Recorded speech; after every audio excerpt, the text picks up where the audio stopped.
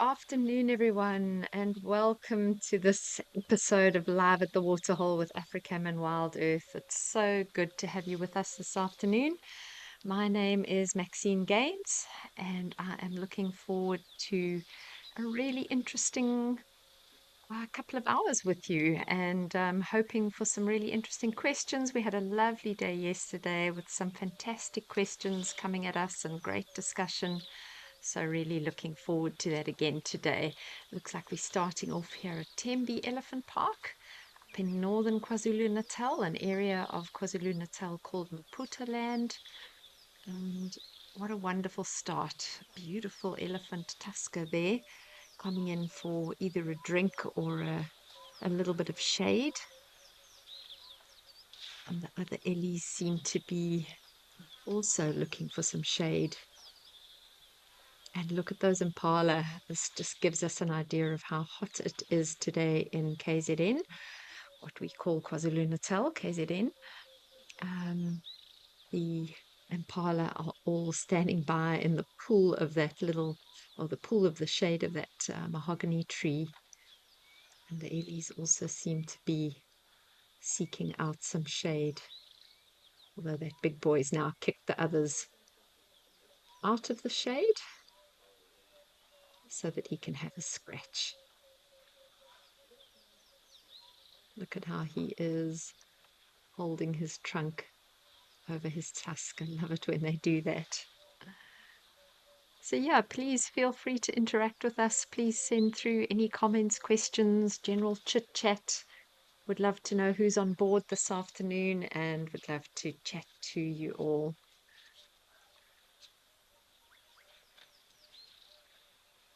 You can send your questions, as you can see on the screen, to wildearth.tv questions. You can scan the QR code, and we would love to chat to you this afternoon.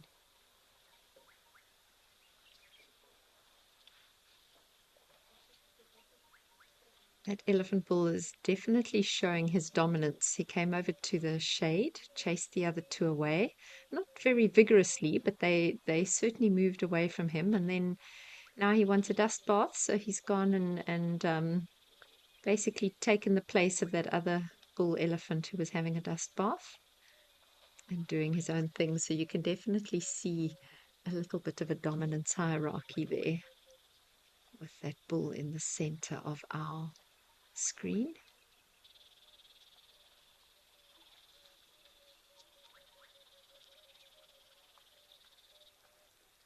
Bird that just came down to land. He landed right behind the trunk of the tree. I think it was a woolly-necked stork, but I just saw a brief. Oh, there's another one. Yes, there's a woolly-necked stork.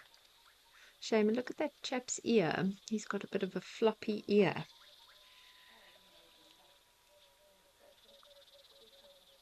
Z, you say the impala looks so teeny tiny compared to the elephants. I know, and what makes you realize how much smaller they are than those ellies is that those impala are actually closer to the camera than the ellies, and they still look teeny tiny. So yeah, quite incredible the size of these elephants. That bull with the floppy ear that just went behind into the shade there must struggle on a day like today. It is so hot in KZN. And we all know that elephants use their ears to help keep themselves cool. And for those of you that might not know, I'll just describe it very briefly. So they have a large network of veins and arteries that run through the ears. And the skin on the back of the ear is very, very thin, which then, as they're flapping their ears and creating a cool breeze behind the ear, that cool air behind the ear cools the surface of the ear, which then cools the blood that is flowing through that network of veins and arteries. And that then is taken to the rest of the body and helps the elephant to cool his whole body down. But if his ears don't work or don't work well, then that must really impact on his ability to control his body temperature. Luckily, he is a mammal, so he has other means of keeping cool, but that certainly would be one of them. one of the most important ones as well. Joan, you're saying happy Friday. Yes, happy Friday to you too. Good to have you with us. And then Carol Baby, wonderful to have you on board too. And you say, have you ever seen an Ellie with twins? So, Carol, I have seen a single elephant that seemed to be the mother of two calves that looked a similar age, but I couldn't say for sure whether they were actually twins. Um, herds were a mother elephant will sometimes allow its little one to go and play with another little one of a similar age, just like we would as, a human family. Um, so I stayed with that elephant for quite some time, and I didn't see any other females that appeared to be the mother, but I can't say for sure. So I'm not sure if I've ever seen an elephant with twins or if it just happened to be two little ones of a similar age that were close to a particular female. I know twins have been recorded in elephants, but it's very, very rare for an elephant to successfully give birth to twins and then also be able to raise twins. Picasso, you are saying, why do the hairs at the end vertebrae of the elephant's tail divide? Gosh, that's a very interesting question. I've never really thought about it before. So I think you mean, so there's often a gap in the middle, so you'll have a bunch of hair going one way and then a gap in the middle and then a bunch of hair going the other way. I'm not actually sure, Picasso. I'd have to go and do some research on that. Maybe it's just, yeah, I would be guessing. I'm not even going to try and hazard a guess as to that one. I'll have to go and do um, some reading and see if I can figure out. I've never read anything on, any explanation of why that would be either. Catherine, you say you are watching from a very hot Timbavati, 40 degrees Celsius up there. Wow. Well, I can tell you that KZN feels a bit like 40 degrees Celsius today. It is exceptionally hot in KZN as well. I'm not sure what the temperature is up at Tembe, but it is rather warm.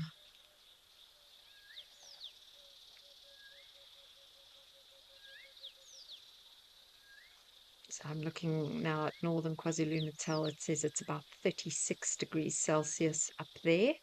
So that would be a little bit cooler than where you are. The thing about the heat in KZN is that it is very humid because of our proximity to the warm Indian Ocean and the warm current that flows down the coast of Africa. Um, we don't just get heat, but you get this incredible humidity, which then doesn't allow you to cool very easily by sweating because the air is just so humid that you don't get the benefit of evaporative cooling by sweat. So I think I prefer the dry heat of Mpumalanga to the humid heat of KwaZulu-Natal. But Catherine, it's lovely to have you on board with us as well. Hope you're enjoying your time in the Timbavati, one of my favorite places to be, up in that area of the Greater Kruger Park, close to the Sabi Sands.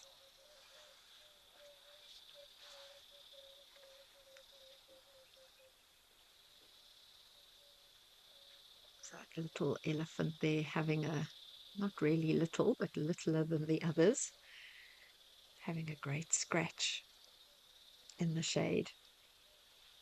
Um, Miles, you are asking, is the weather in KwaZulu-Natal similar to what rainforests are like? So I've been to a few rainforests. I would say I've been to probably the best rainforest comparison I could make would be Borneo. Um, I have been to some, well, you see, Bwindi. I went to Bwindi Impenetrable Forest in Uganda, but that is at a higher altitude, so it was actually surprisingly cool, even though it is a rainforest. Borneo, much more coastal. So I would say of the rainforests I've been to, Borneo would be probably the most similar. But even there, I felt it was quite hot and muggy, but not as hot and muggy as I've experienced in KZN. But that could just have been the time of the year that I was there. So I think it also, that rainforests can occur from quite high altitudes down to coastal areas. And if I was going to compare a rainforest kind of climate to KwaZulu-Natal, I'd say you'd have to go more for the coastal rainforests where you get that hot ocean and very, very humid weather.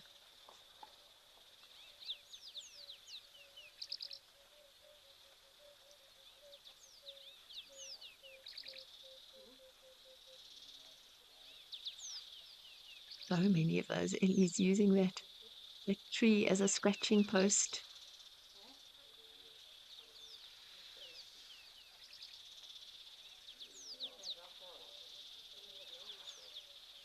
It looks like the chap with the wonky ear again, is it?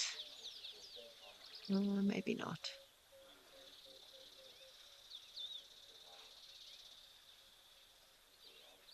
And he's scratching on both sides of that tree. That tree would have a few tales to tell if we could go and chat to it.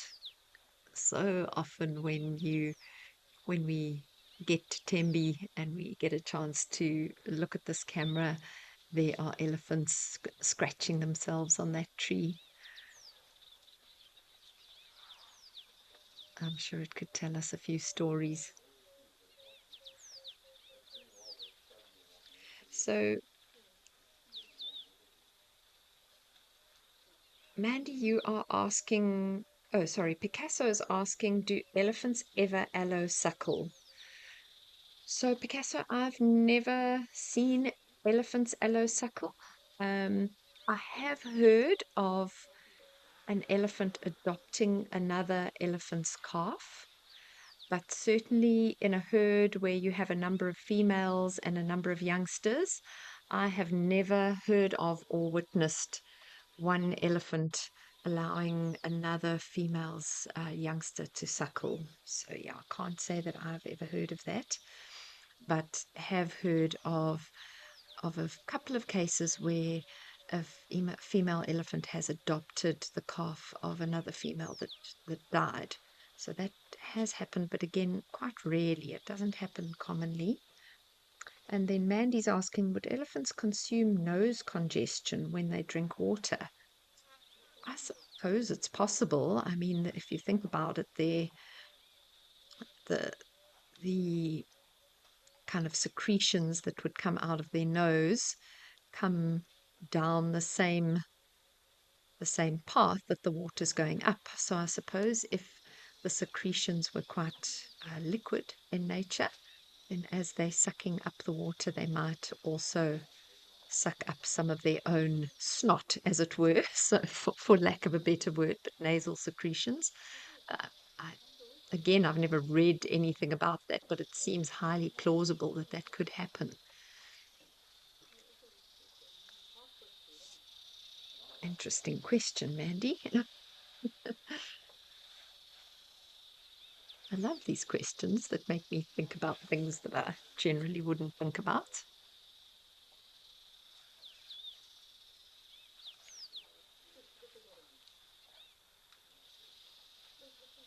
Interesting how some of the impala are choosing to lie in the sun. There seems to be enough space under the shade of that beautiful mahogany tree, but there are a few of them that are lying out in the open.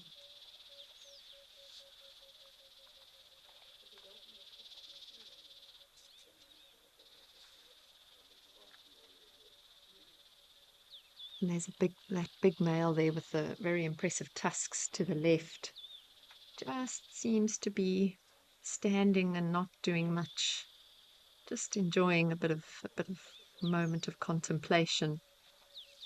Going back to our discussion yesterday, where we were talking, for those of you that weren't with us, about whether animals get bored or not. And, I suppose it depends on your interpretation. I've never thought that animals get bored. To me, he just looks like he is living in the moment, enjoying the shade, flapping his ears every now and then, but not maybe just thinking about life, the universe, and everything. I don't think animals experience boredom. I think boredom is a human construct.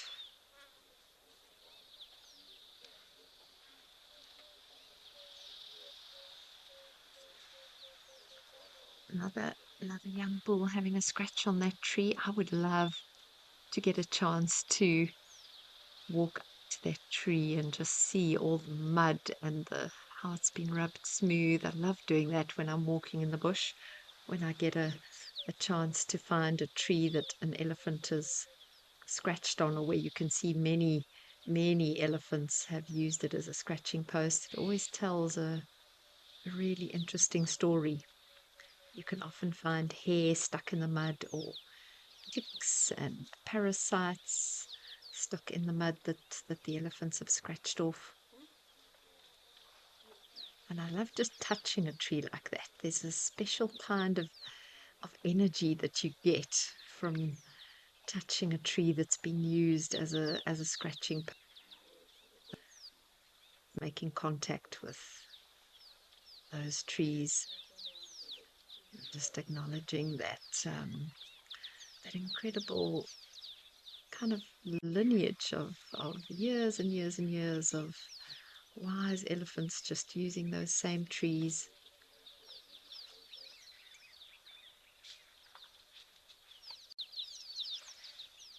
Oh, there's a magic about experiences like that.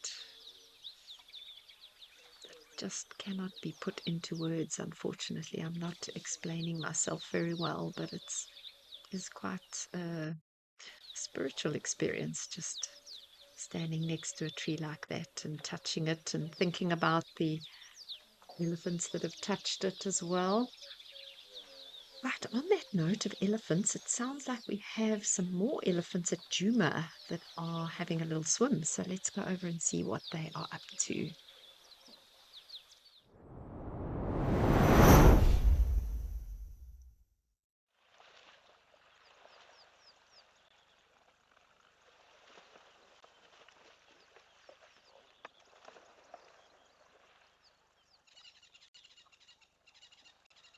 It is awesome to see Gowrie Dam full enough again for these elephant pool parties to happen.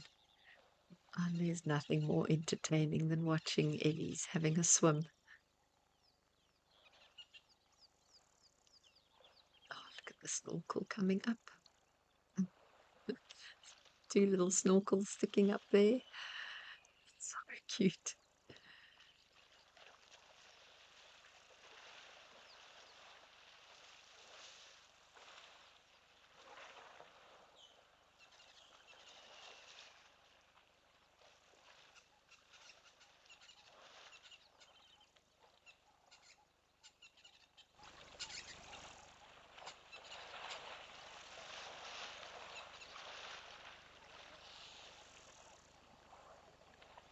That youngster looks like he wants, the youngster to the left looks like he wants to join in. Oh, there we go. Maybe he will join in the party. None of these Ellies seem to be adults. They all look to be kind of sub-adults to quite young ones.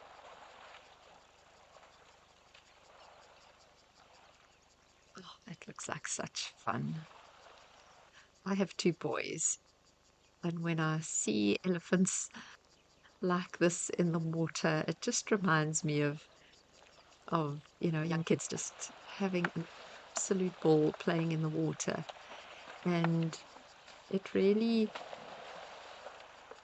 it's such an interesting one because, as as scientists, we're told not to anthropomorphize and not to humanize these animals, but I take umbrage with that. I get really annoyed when scientists expect us to believe that the theory of evolution, that we're all closely related, which I certainly do buy into as a scientist, but then don't allow us to give these animals the emotions that I'm sure they feel. This looks like fun. It looks like they're playing. It looks like they're happy. Um, and I don't think, oh gosh, he's really getting annoyed with those poor Egyptian geese. Go fly, fly, little goose. That goose was risking its life. Yeah, I certainly don't believe that I am anthropomorphizing when I look at elephants like this and describe them as having fun or playing. I think that if we experience those kind of emotions, that they certainly can experience those kind of emotions too, and that life isn't all just about survival, but it is sometimes about just having fun. Nina Brown, you ask, do they ever sustain injuries when they dive in the water like this? With any bulls having a little skirmish, they might hurt each other.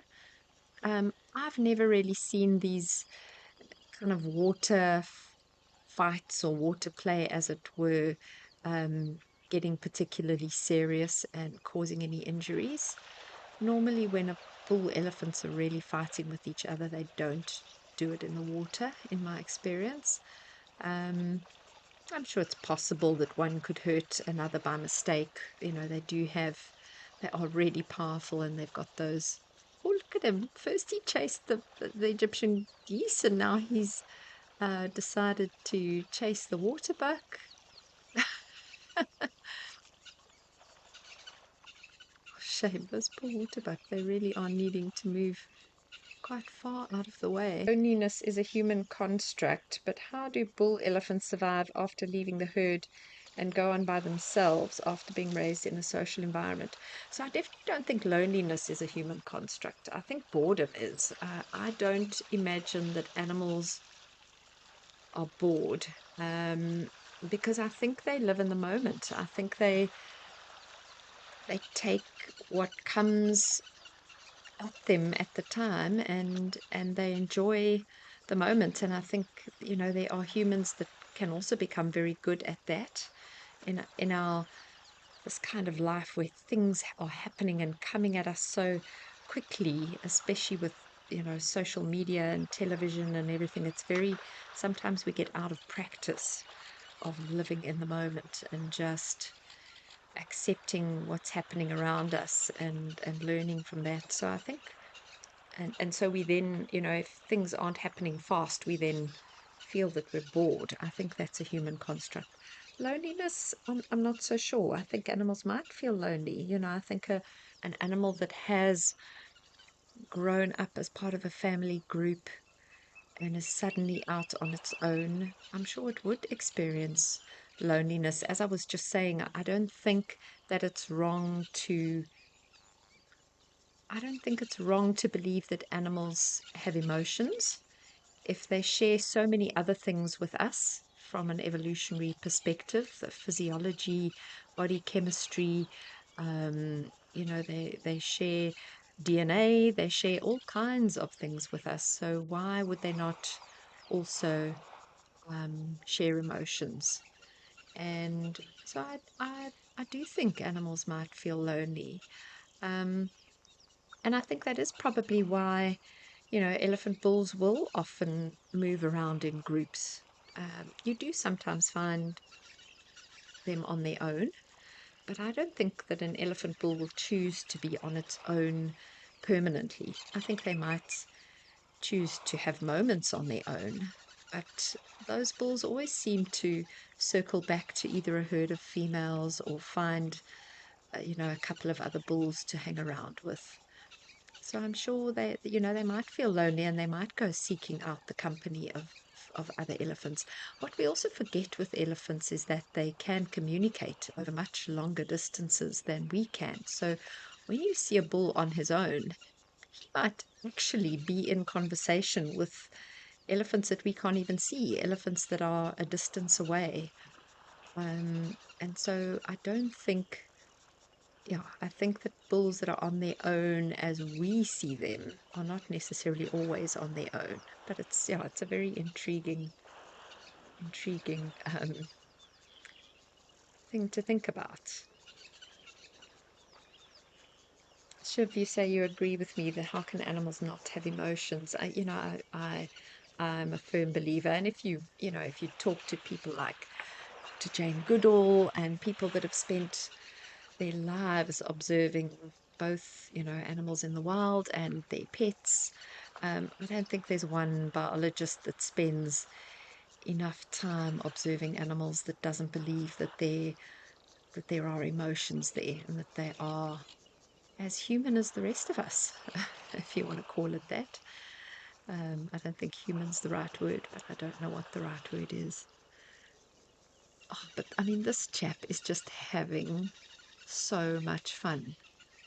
I mean, if this was just about survival and not about having fun, he would just kind of lie still in the water and let the water cool his body and then move on. But he just looks like he's having a party, having a little pool party, just like my young sons would do on a hot day when they'd get in the pool. They didn't just lie there and let the water cool them down. It was part of being in the pool was enjoying it and having fun. That poor little dab chick, I think it's a dab chick or a little grebe. Better stay out of his way. He looks like he might decide to chase it off and get violent with it if it comes close to him.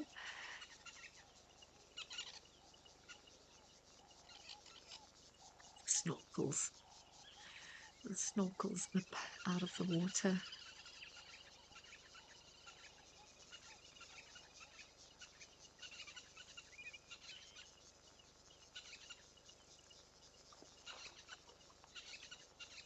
Looking at all those little grebes and just wondering where they came from. They're not migratory, they're kind of nomadic. So when Gowrie Dam was a little puddle of mud with a bunch of dying catfish in it, they were obviously not around, but they are now back again, and you just wonder where they went to in that time.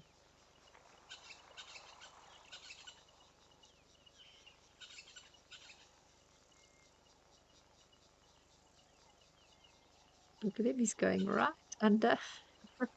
It's maybe not quite deep enough for him to go right under, so he's doing a headstand.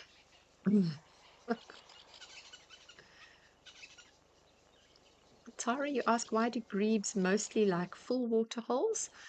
Well, they breed kind of along the edges of the water holes. So they need water holes where the level is kind of high enough that the water is interacting with some nice green vegetation around the edges, because that's where they like to breed.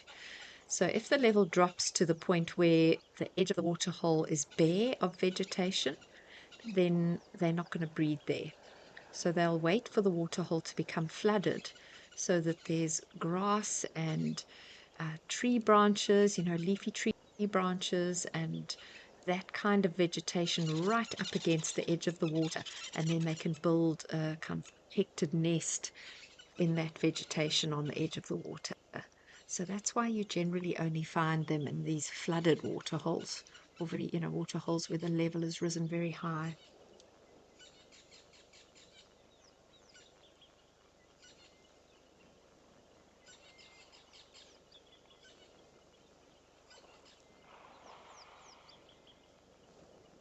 He's held his breath there for a while because his little snorkel hasn't come up for ages. Obviously, can't do it as long as a hippo, but that was an impressive breath hold there.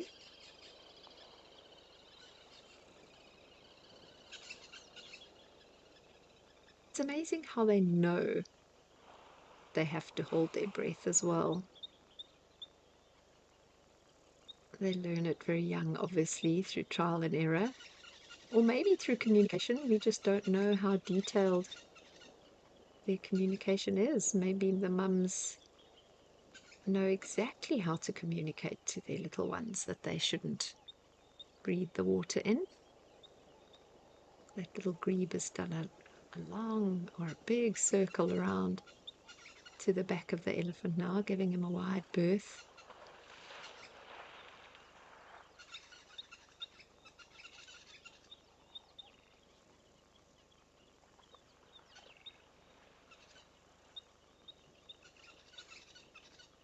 My apologies if you can hear my dog barking in the background.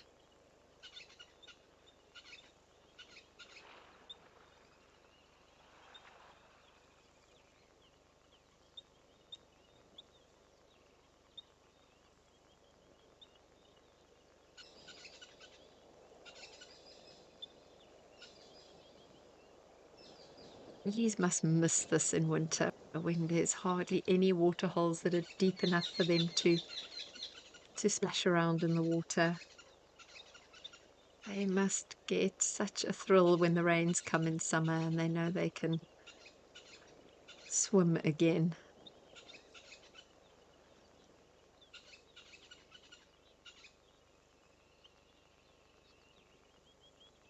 There's a period, obviously, in winter where it's quite cold and they might not need to swim as much, but just thinking back to October, November, into early December, even when I was at Juma last, it was so hot.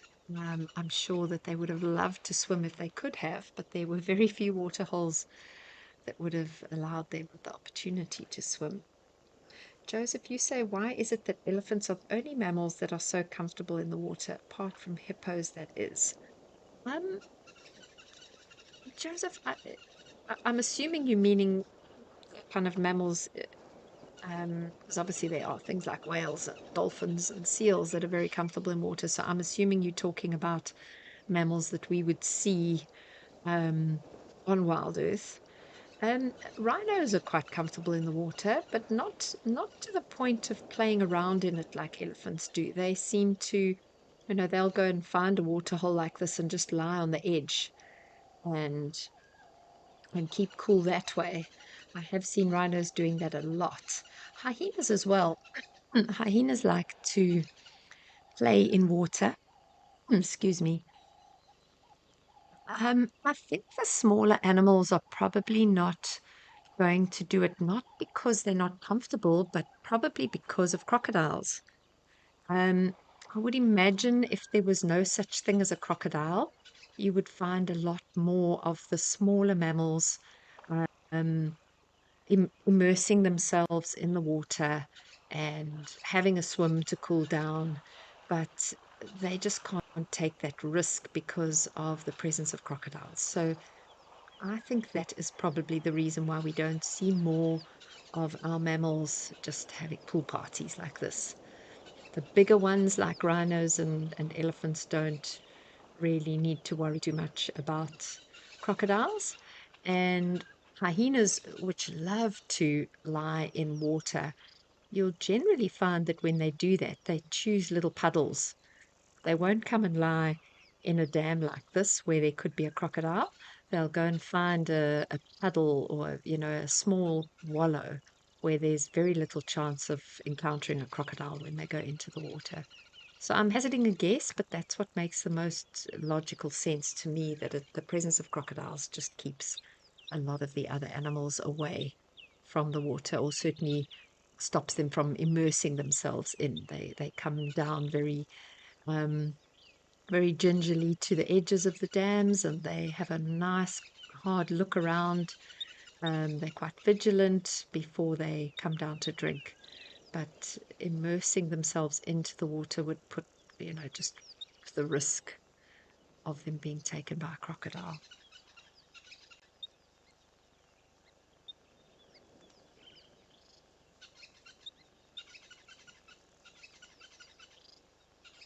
Certainly, if I think of myself just looking at that little kind of concrete pan there, if I was really needing to cool myself down as a human in this landscape, I would be far more comfortable going and lying in that little shallow pan where I can probably see if there's a crocodile big enough in there to take me.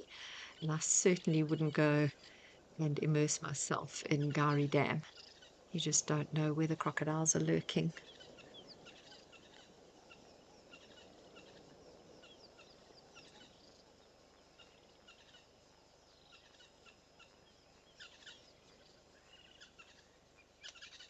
Okay, well, I think we're going to leave Gowrie Dam for the minute with those little waterbuck having a drink there. And we're going to go to Comfers Dam and see what is happening there.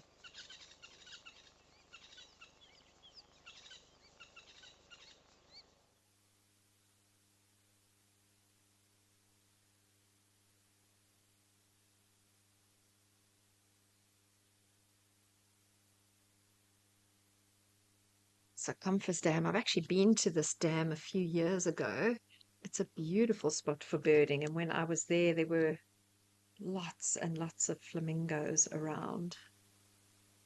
Don't see many flamingos today. Just lots of little, what are they? They look like red-knobbed coots, maybe, just puddling.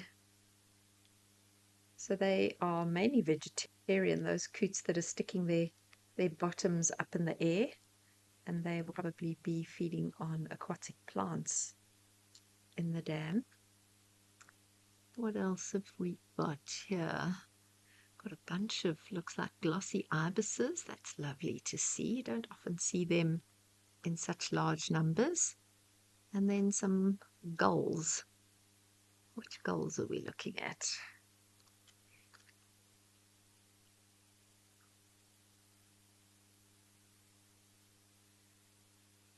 See if I can get a better look at those gulls so we can ID them.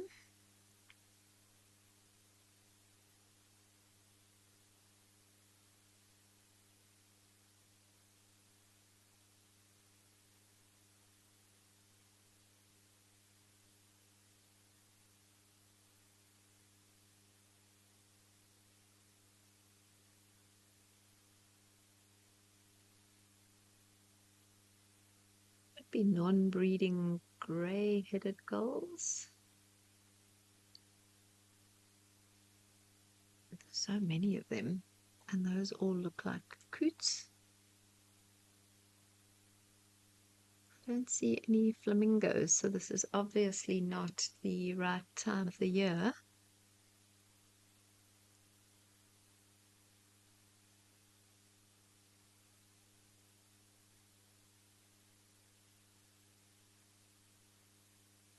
For the flamingos to be around.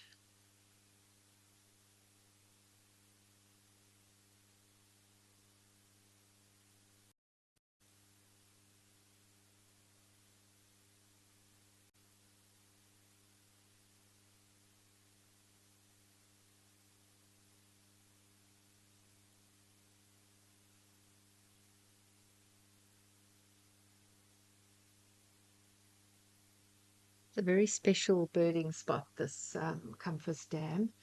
It's just outside of Kimberley in a very dry part of the country. Quite close to, some of you may have been watching Wild Earth when during COVID, when we were doing some filming at Swalu. So it's fairly close to Swalu Game Reserve, that far. And it's a very, very important birding spot, this, and important for bird conservation. Then we've got the red-knobbed coots looking for some vegetation in the water.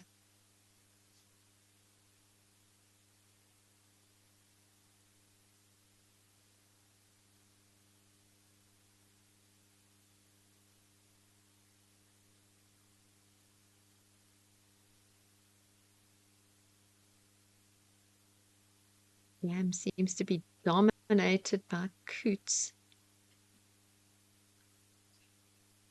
So the dam seems to be dominated by coots and gulls today, with no sign of any flamingos. So we're going to go check out Old Donyo.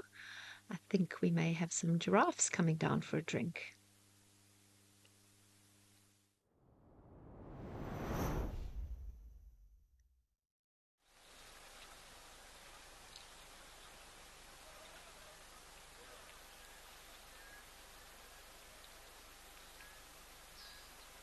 Ah, how lovely.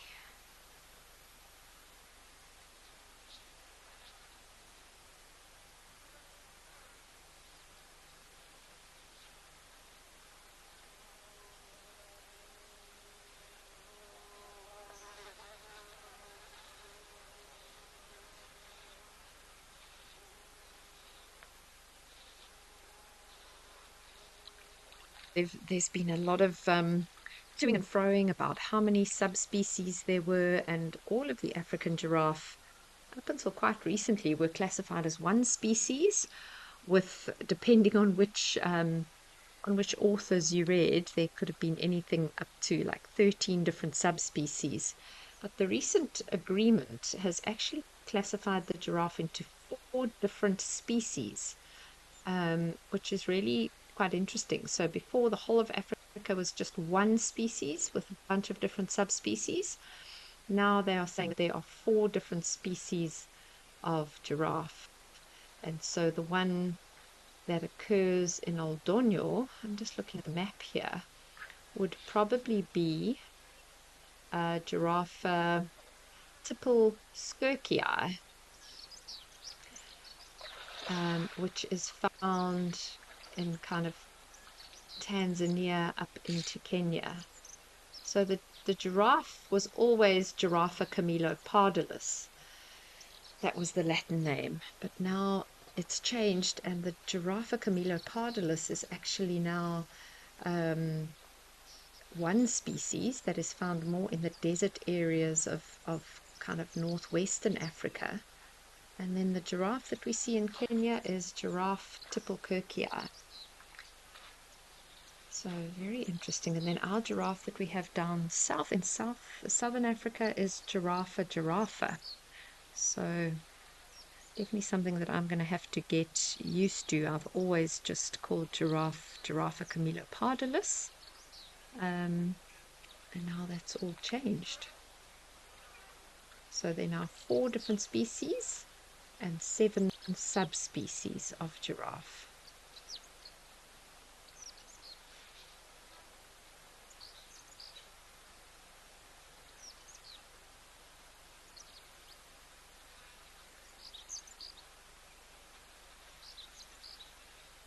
I'm sure they don't really care what we've named them and whether we've classified them as a different species or subspecies. It's of no interest to these beautiful giraffe that are coming down to drink.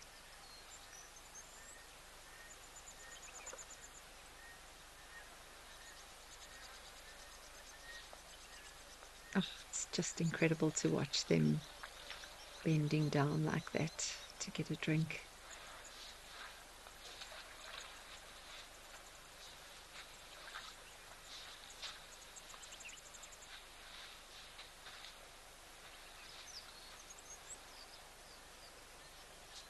So vigilant as always when they come down to drink.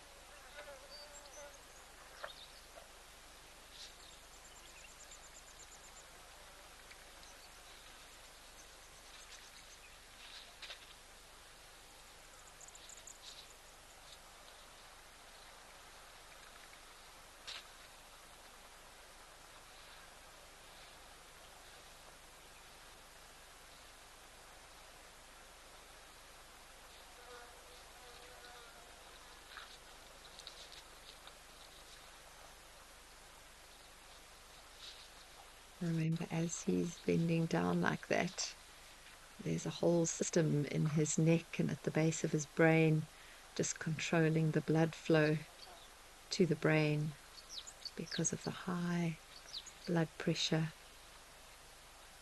Quite incredible how that physiology, not just the anatomy of the giraffe, but the physiology has had to cope with that long neck. And their behavior, the way that they have to almost do the splits and have to be so vigilant, because it's not an easy thing to get up and down and run away from a predator when you're drinking like that. There's nothing more vigilant than a giraffe coming down to drink. Brady, you're 10 years old and you're wondering if a giraffe would survive a snake bite. You know, possibly, Brady, these wild animals are incredibly tough, and I've certainly seen, leopards and lions that we know have been bitten by venomous snakes, and often they just go off and lie lie somewhere and sleep it off, and they are quite sick, but they tend to recover, which is quite phenomenal because I don't think the same would happen with humans. Um, so it's possible that a giraffe could survive a snake bite. The problem is that depending on the type of snake that bites it, it could make it quite ill. And an ill animal like a giraffe is a target for predators. So it's less likely that a giraffe would survive a snake bite, mainly because if they're a bit slower or feeling a bit sick or they need to just rest somewhere in the shade and can't move very much, that could make them a target for a pride of lions that might see them. You know, predators are very clever. So if they see an animal behaving strangely, not moving around, that animal will then become a target because they see it ill. But it's not impossible that they could survive snake bites purely based on what I have seen with leopards and lions surviving snake bites.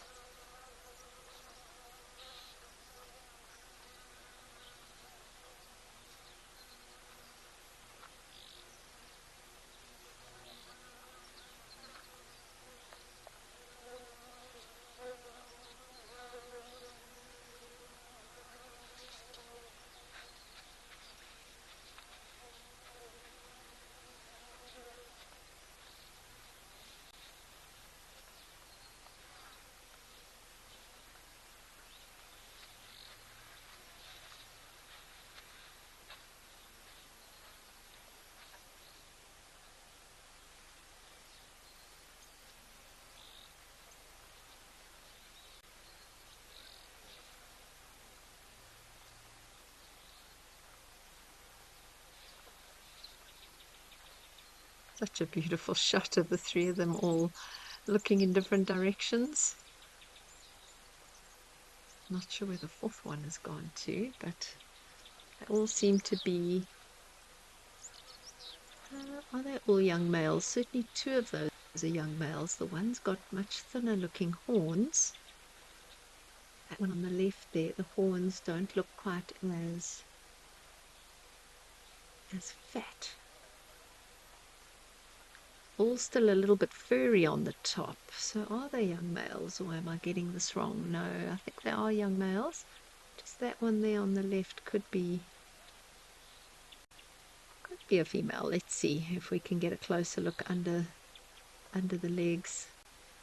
The young males, their horns are quite thick compared to the females. They still have the fur on the top because they haven't rubbed it off yet in their fights with one another. Look how beautiful those patches are, though. When you look at the detail just in one of those patches and you see how it's dark in the center and then lighter around the edges, it's really quite stunning to see the detail there. Look at how that oxpecker is just combing through. Looks like a red-billed oxpecker.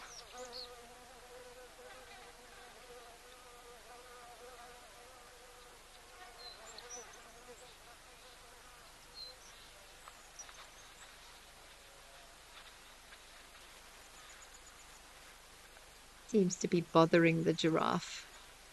They do sometimes bother the animals. They perform a very important function in keeping them free of skin parasites, but they do sometimes just aggravate them, especially open an open wound. Yeah, those are definitely all young males. That one has just obviously got slightly thinner horns than the rest, which might be a disadvantage for him when he wants to fight. Probably easier for those horns to break because he doesn't look smaller than the rest. Just obviously genetically didn't get nice big. And I'm calling them horns. I always call them horns. They aren't horns. I know they're not horns. They are ossicones. They are not the same as the horns of an antelope. They're actually made up of bony material, not keratin.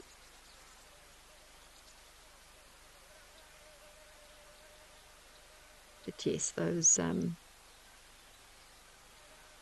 That male on the left definitely has thinner ones than the rest.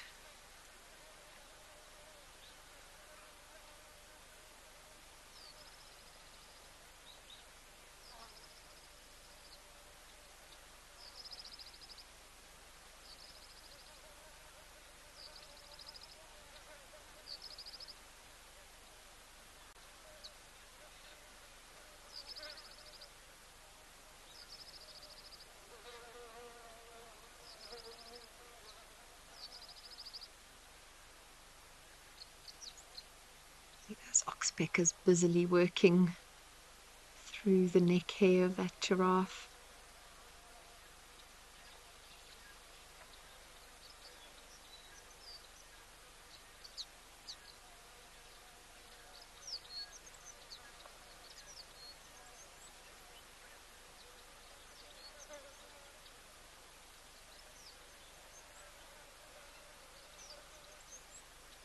Lots and lots of insects flying around again.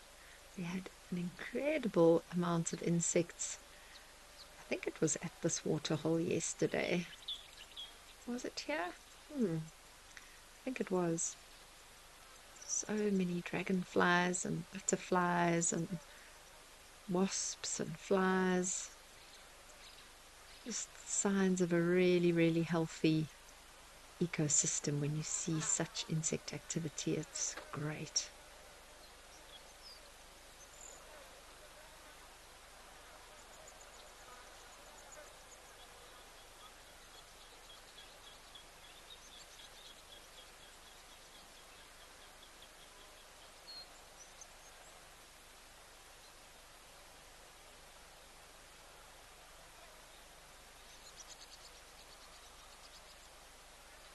I think as humans, we all need to really work on our kind of, I wouldn't say it's a natural fear of insects. I think it's a conditioned fear of insects.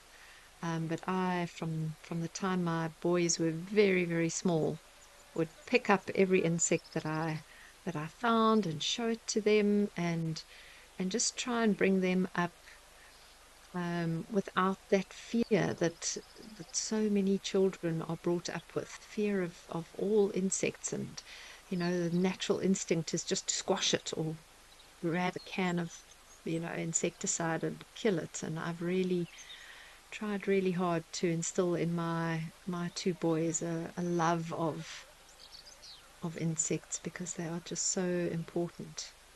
Love of and a curiosity for. There's so many beautiful insects around, and they're so important to life on Earth.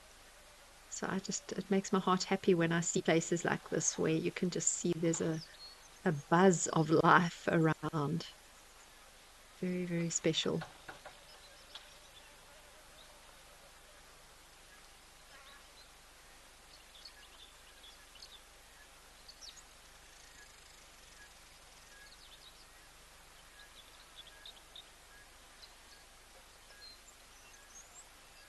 This chap is being very vigilant before he goes for a drink.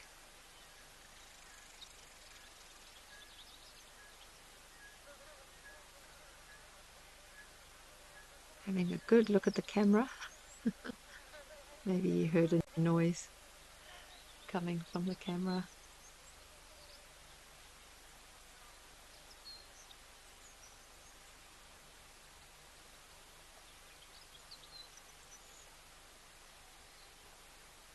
Beautiful swallows darting around as well, probably feeding on this myriad of insects that we're seeing.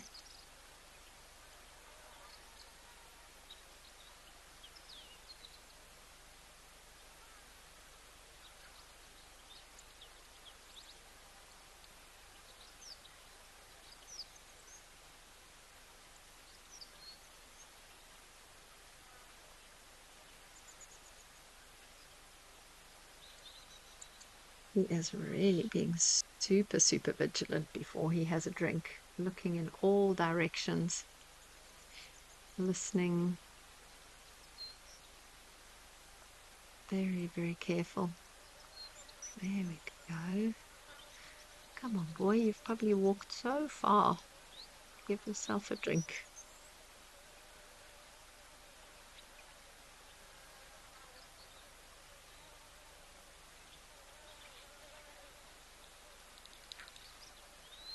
Ah, Erica, it's lovely to have you with us. Greetings to you in Cape Town. Lovely to have you on board.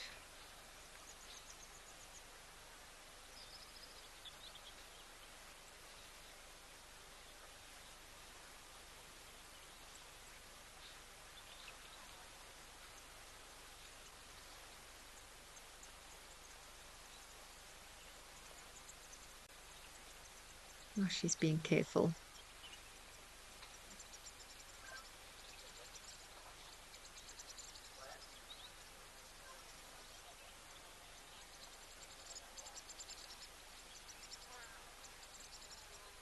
It's like there might be some rainbow um, in Kenya, near Old Onya Lodge. Lots of nice big clouds in the sky on the horizon.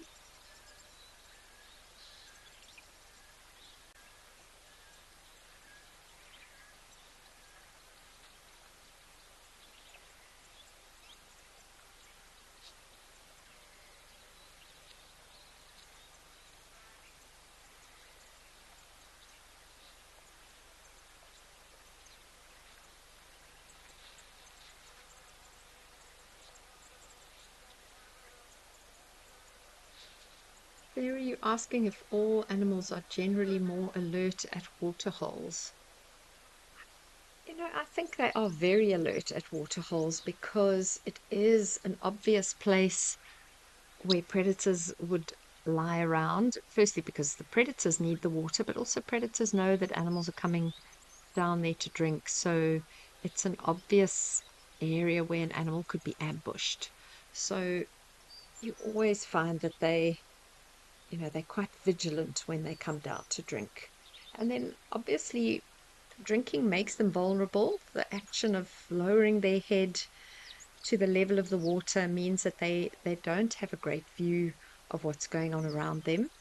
And that's even more so for a giraffe, where they've got to spread those legs, lower their heads so low, and jumping up from that position is not that easy. And that little bit of time that it takes could be just what a predator needs to bring an animal like this down. So, yeah, not just giraffe. Most animals are very, very vigilant when they come down to drink, except for things like rhino and elephant that don't normally have to worry too much about predators. But animals that need to be concerned about predators are very vigilant when they drink.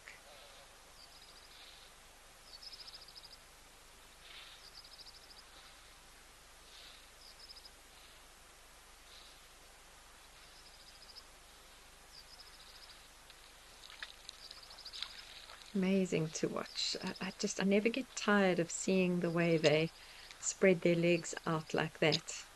It's quite something. So I'm getting a question here from um, who's it from? From Florence, who's asking what is the average full height of an adult giraffe? And you also say that you're enjoying seeing the giraffe this morning in the bush.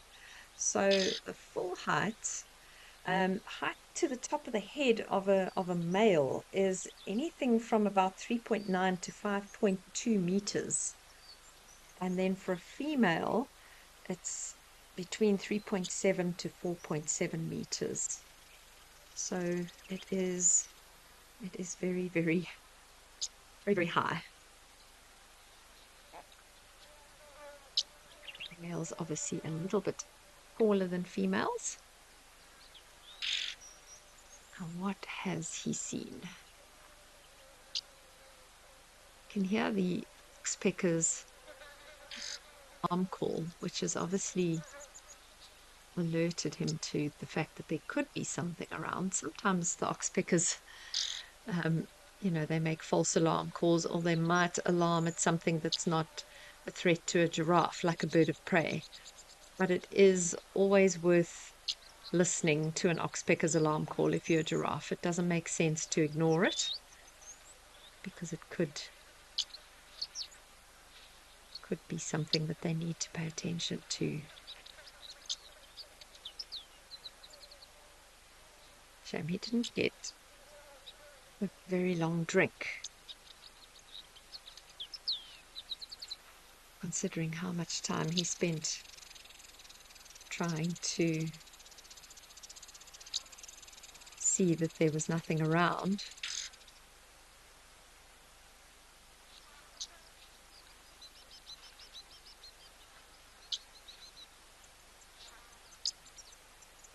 So that kind of harsh call that you're hearing every now and then is the oxpecker's alarm call.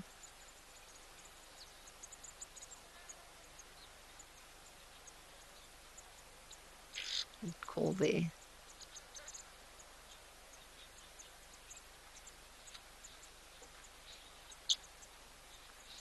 Here we go. There it is again. He's definitely responding to it. As the oxpecker alarmed, he kind of moved his head.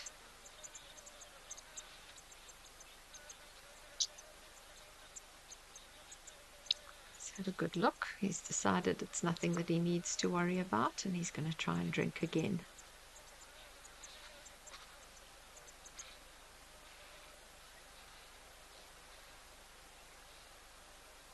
Shame boy.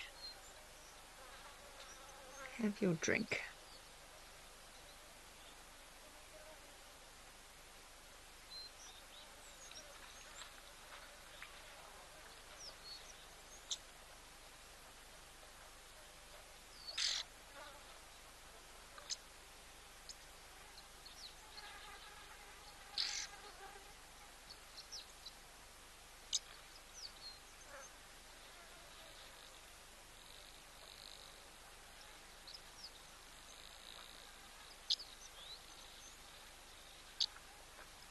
So, Mindy, you're saying it's hard to get a perspective of how big their heads are.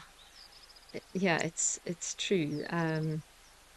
It's very difficult to understand when you see them, especially in this context, as to just how big they are. You're saying that you saw one in a zoo, and if you put your arms out in front of you, stretched your arms out in front of you, and interlaced your fingers, that was how big the head was. Yeah, that looks about right. I'm just doing that now. Definitely bigger than a horse's head, for those of you that spend time around horses.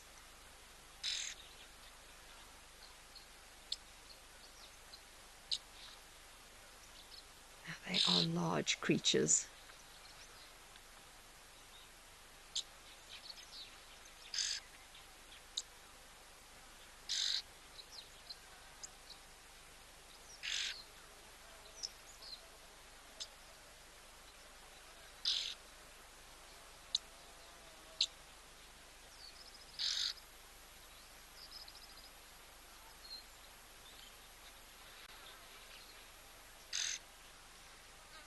He's definitely not happy about that oxpecker alarming, interrupting his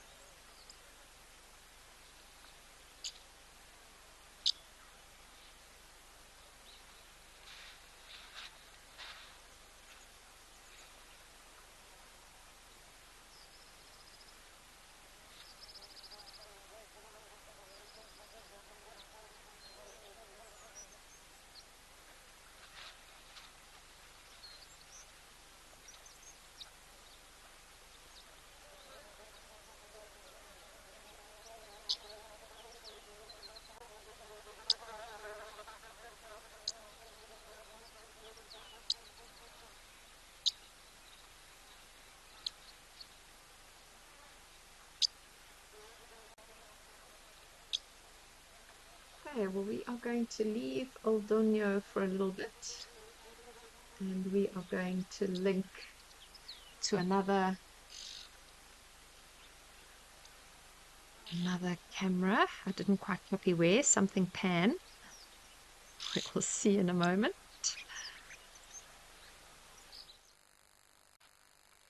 I think it might be Rosie's pan, sorry.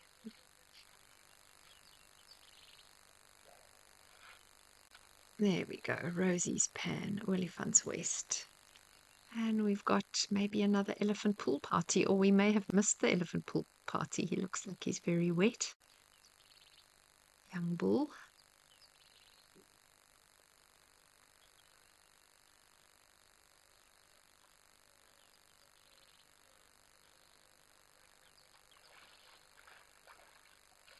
And here comes another young bull who looks very dry. So maybe we'll get... There's a whole herd coming.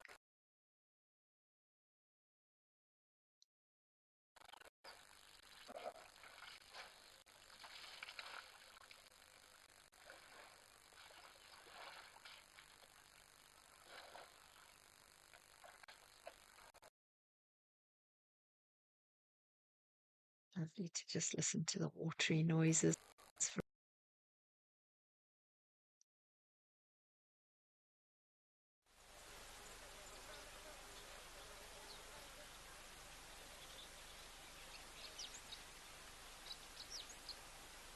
Sorry, we seem to have some issues with that feed. It's a little bit unstable, so popping back to Oldonyo.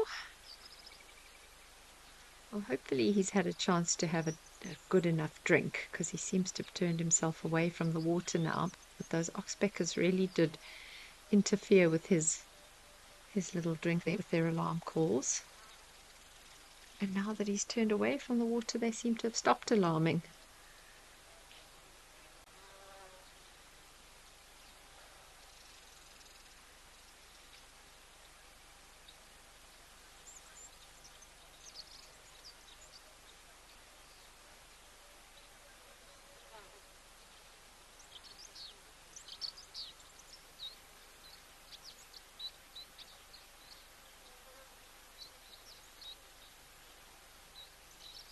So many butterflies on the ground there at the side of the waterhole.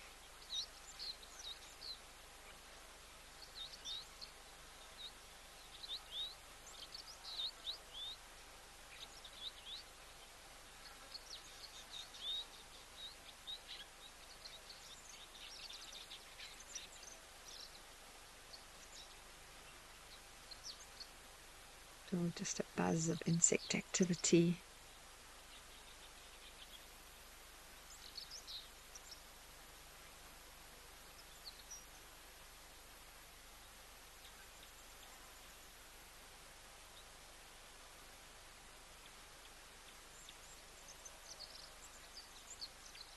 Okay, let's go and check out Stony Point now and see what is going on in the ocean at Betty's Bay. Had some lovely penguins there yesterday, so hopefully there's some more penguins around.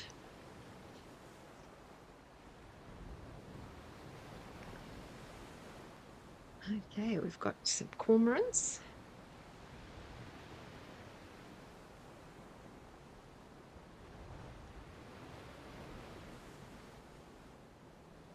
That have literally washed the rocks white with their feces.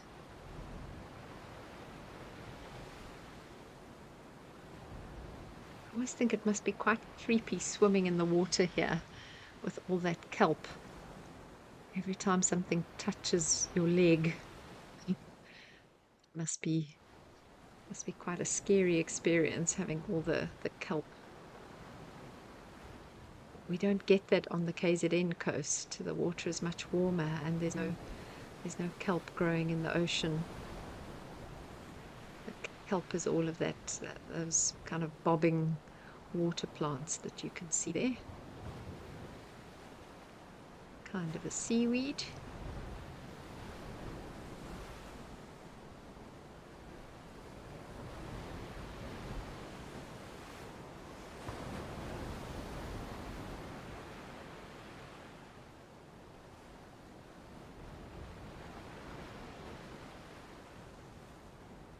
Lots and lots of what looks like Cape cormorants there.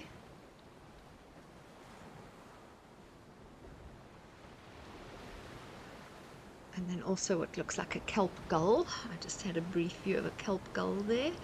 And our beautiful little African penguins. Not as many of them on the beach as yesterday. So maybe they're all out fishing. Oh, actually, they just seem to be more spread out maybe than yesterday. They were quite tightly clustered yesterday, but now they look a bit more spread out.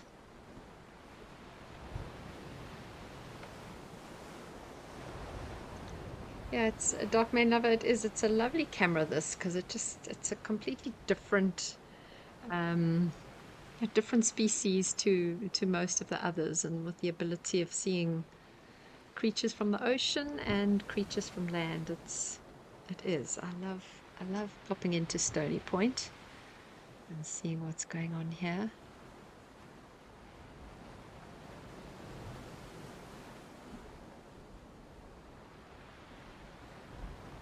There's the kelp gull.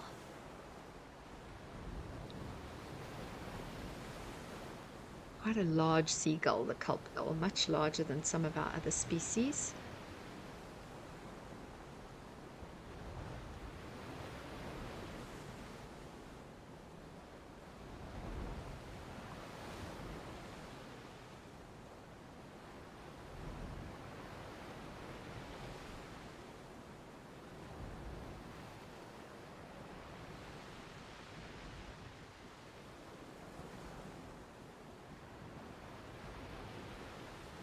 So lovely to just listen to the sound of the waves crashing.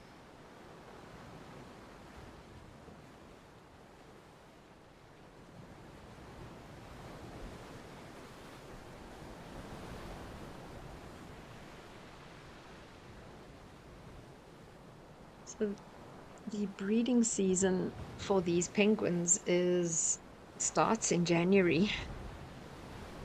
So the African penguin would be right at the very beginning of the breeding season right now. Lots of kelp washed up on the beaches there. Let's see if we have any hyraxes. Ah, there we go. Very relaxed looking rock hyrax. Look how he's spread his feet out, those cute little toes. They're not really toes the way we know toes, but they certainly look like toes. Danny, you're asking, is it true that the ocean is coldest in Cape Town in South Africa? Definitely. The ocean is freezing cold in Cape Town. And then as you kind of round the tip and travel up the east coast towards KwaZulu-Natal, we have very, very warm ocean up this side. But the Cape Town ocean is really, really cold.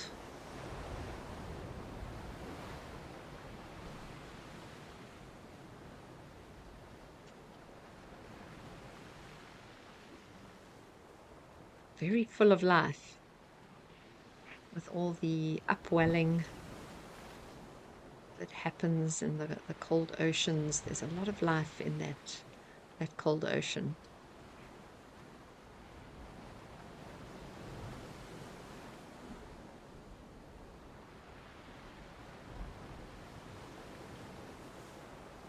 Lots of great white sharks, lots of killer whale sightings. Obviously, great ocean for our southern right whales and humpback whales. It's a very life-filled ocean around there.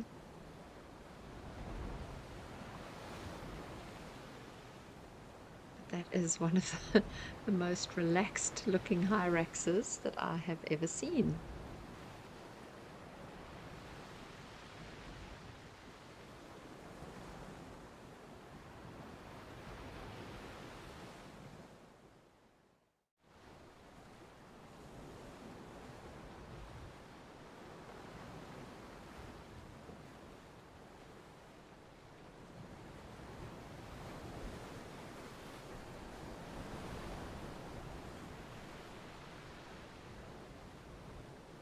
It looks quite mangy and moth-eaten, this hyrax.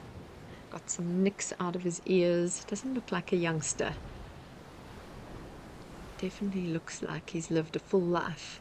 I'm saying he, I have no idea if it's a male or female.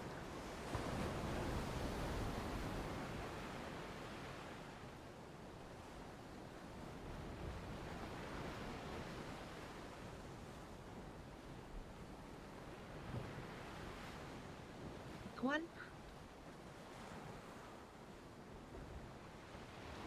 Mm.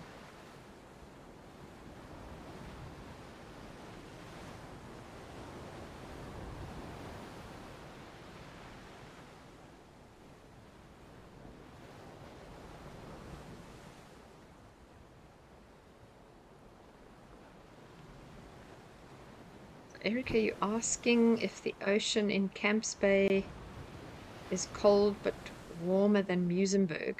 Gosh, I have no idea. I haven't spent enough time in the ocean around the Cape to know exactly where it's colder and warmer. My husband has. He's a surfer who went to university at Cape Town and spent a lot of time in the ocean there. But he's not around for me to ask him this question, so I'm not sure. I think Camps Bay is really cold. That whole Cape Town area, the ocean is incredibly cold.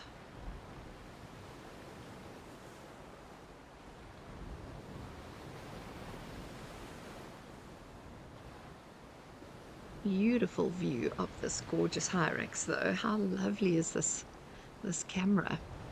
Getting at such close-up views of these tiny little creatures.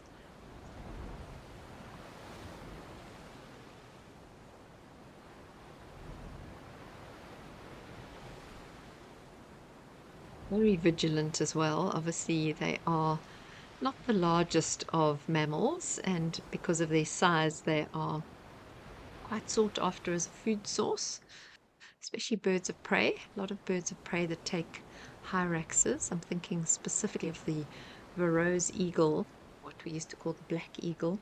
It's one of the main predators of hyrax. Um, Wild at Heart, you're asking where would the rock hyrax at Stony Point get fresh water to drink, or does it drink the seawater? Can't imagine that it would drink the seawater. So, in order to drink and survive off seawater, you have to have very special adaptations. A lot of marine birds have to drink seawater and have a choice, but then they have a gland called a salt gland, and they can actually excrete their body. The physiology in their body is such that they can excrete that excess salt in the water. Have to find a way of getting rid of the salt. Otherwise, they can't survive. Otherwise, they just get dehydrated when they drink. Now, hyraxes don't have that mechanism. They don't have the physiology that enables them to do that. And so they certainly would need to get fresh water. I would imagine there must be little streams flowing down to the ocean that they would be able to find fresh water from.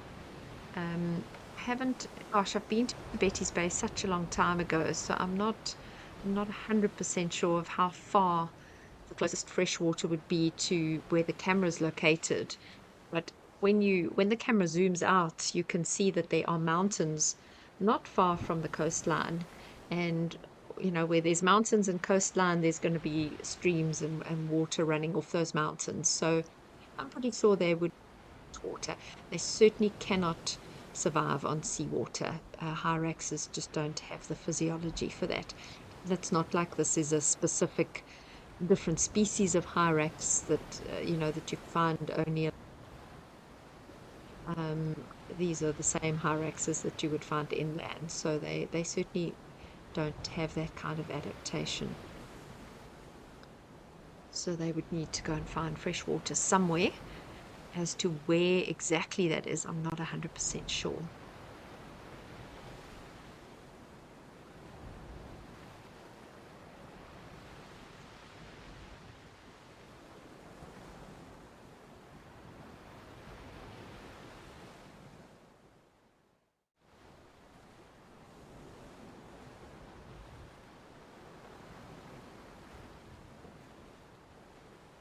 Darkman Lover, you're asking are dassies related to what animal?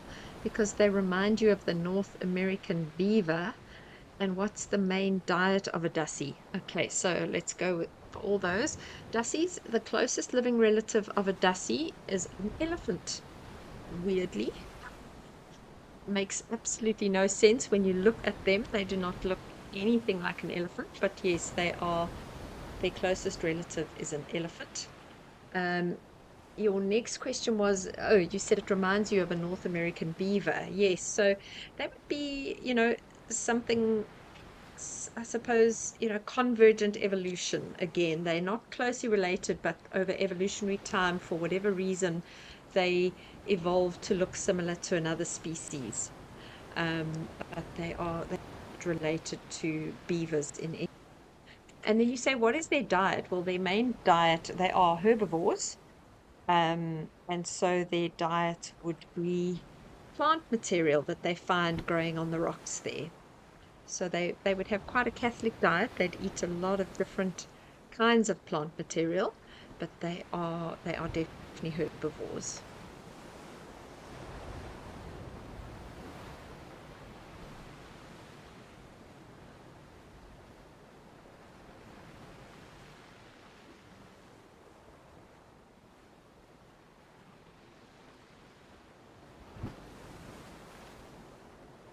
These rock dassies are divided into a number of different species. So the um, the rock dassie that you find along this kind of Cape shore is its Latin name is Procavia capensis.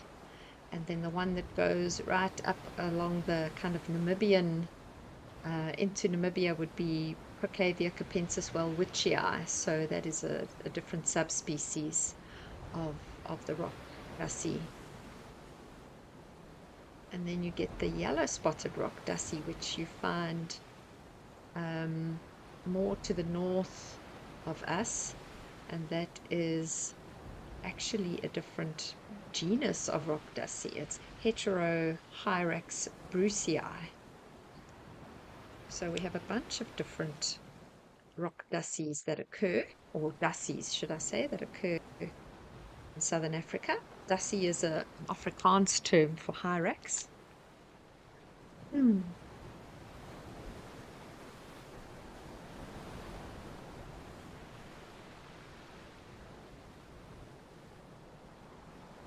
And just to add, Dark Main Lover, to your question, um, on what they feed on. And I said they're quite Catholic in their diet. And what I mean by that is they eat grass, they're grazers and browsers, basically, is what I mean by that. They can eat both grass and other plants. So they can survive on any plant that they come across. Okay, we are going to leave here now and link. I keep missing where we're linking to, but we're linking somewhere else. So it'll be a surprise, just as much of a surprise for me as it is for you when we get there. So let's leave Stony Point and go and see what's happening elsewhere.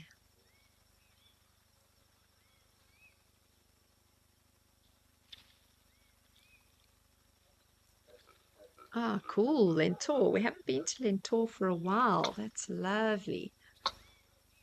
And we've got two beautiful hammerkop here and some olive baboons.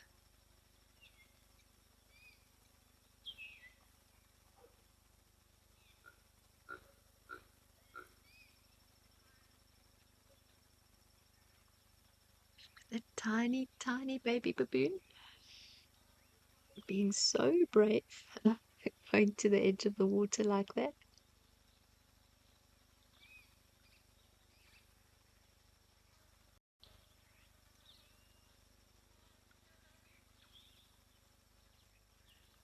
So up in Kenya, in this part of Kenya, the baboons are a different baboon to the ones that we find down in southern Africa. We have the Chakma baboon down in southern Africa. But up into East Africa, you get two different species, the yellow baboon and the olive baboon. And this, as far as I remember, is the olive baboon. Look at the little one walking on two legs. Oh, that's so cute. Oh, I love baboons. Oh, that hammock caught something and then he let go of it, put it back in the water. Oh, there we go. He's got it again. Can't quite see what it is that he caught. Whether it was a large tadpole or a fish. Oh, but look at that little one. How sweet is that? I wonder if that's Mum there lying with her foot in the air getting groomed by one of the other members of the troop. Oh, that looks so relaxing.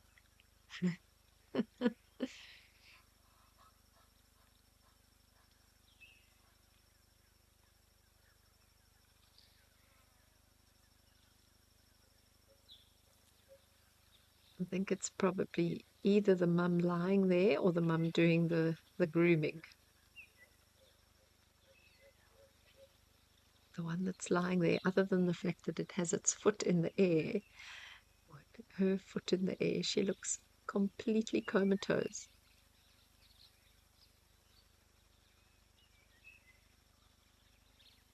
It's like a male, actually, that one, the one lying with its foot, or with his foot in the air. I think that is a male.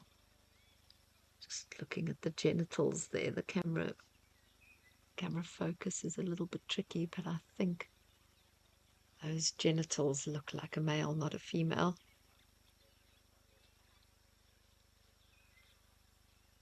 And just judging from the size as well, it's probably a male.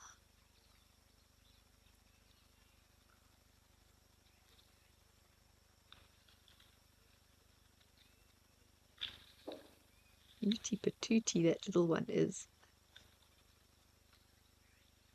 Yeah, definitely a male.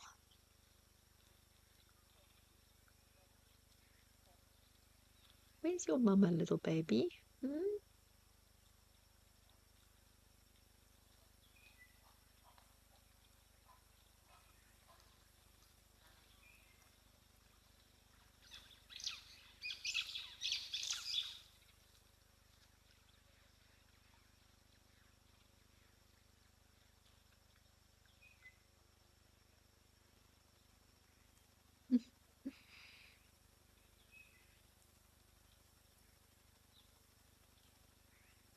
Olive baboons, um, a lot stockier than the chukmas.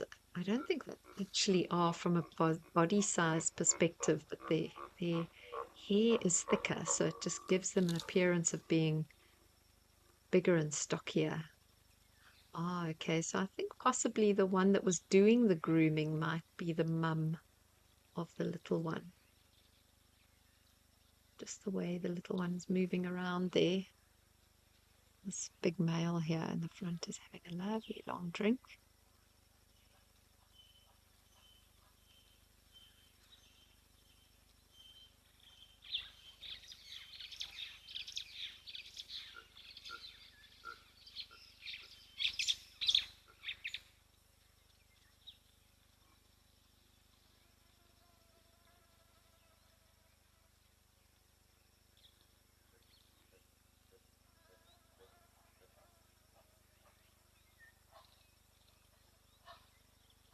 I'm just looking at the latest taxonomy. You know, these taxonomists always like to change their minds about subspecies and species. It looks like the olive and the yellow baboons might have been lumped into one species now, called yellow baboon.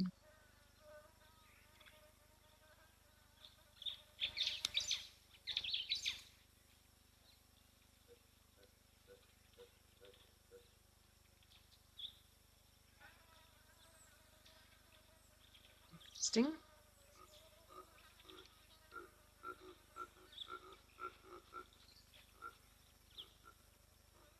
They are just as entertaining to watch as elephants are, though. They're always busy, always doing something. And when you're lucky enough to find a troop that is, often in when you're on safari, they tend to move away from the vehicles, not that relaxed around them. But when you find a troop that you can just sit and watch like we can do here, oh, it's just such great entertainment. They are constantly busy and funny and mischievous. And yeah, just wonderful to watch. Joan Miller, you say you love baboons. Yeah, I do too. I can watch them for ages.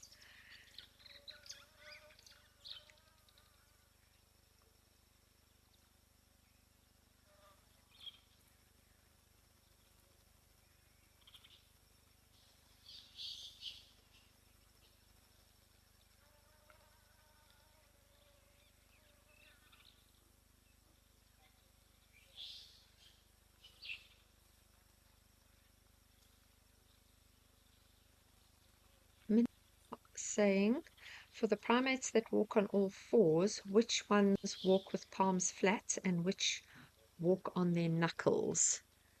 So, knuckle walkers are normally the apes. A baboon, if you look at its tracks, will have its fingers splayed out, and so you'll be able to see the fingers quite clearly in the track. Whereas if you look at chimpanzees and gorillas and bonobos, they all walk on their knuckles. I'm assuming that orangutans walk on their knuckles as well, although they are far more arboreal, meaning they spend a lot more time in the trees than do the gorillas, chimpanzees, and bonobos. I've seen orangutans in the wild when I was in Borneo, but I didn't actually ever see an orangutan come down onto the ground. I only ever saw them tree to tree. Um, but it would be the apes that would walk on their knuckles or use, as you say, knuckle walkers, and other members or other primates don't walk on their knuckles as a matter of course. They might sometimes do it, but it wouldn't be the way they would normally walk. You can see how he or she was extending her fingers there as she started walking.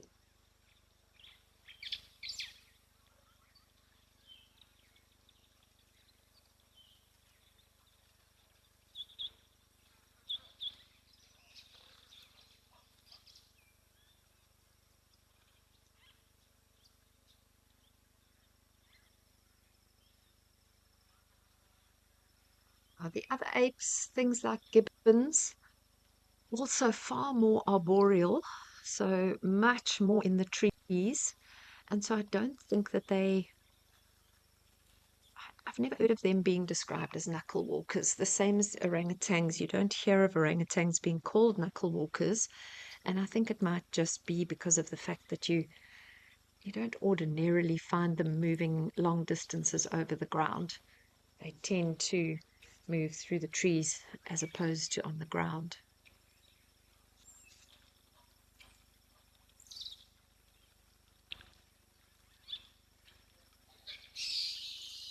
But it's not to say that, these guys couldn't knuckle walk.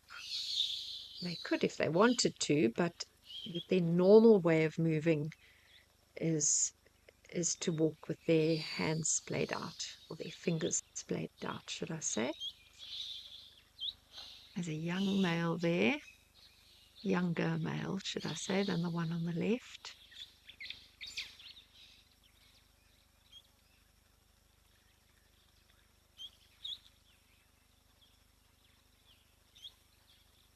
Really important kind of social bonding, this, or the grooming that takes place. Everyone trying to their spot in the hierarchy and make sure that they are being seen as being useful in the troop. That one that walked past there is a much younger male than the one that's sitting here on the left. He looks very, very big, probably one of the dominant males in the troop. And in a troop like this, you can have a dominant coalition, just as you would with male lions. You could have 4 or 5 or 6, 6 males controlling a troop like this. Often, as with male lions, they'll be brothers or they'll be related to one another.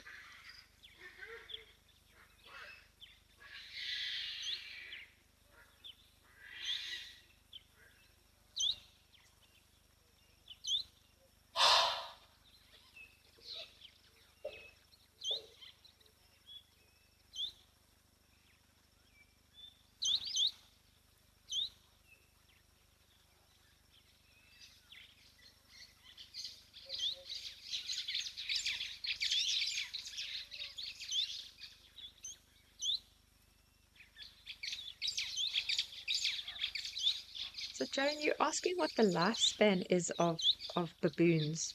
So in captivity, they can get into their 30s. They have been known to live quite long. But in the wild, that's probably about half of that, if not a little bit less.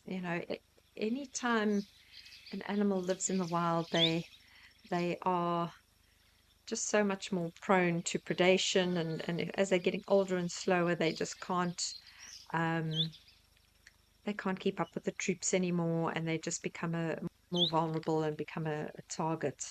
So in the wild, they definitely wouldn't live quite as long as they do in captivity.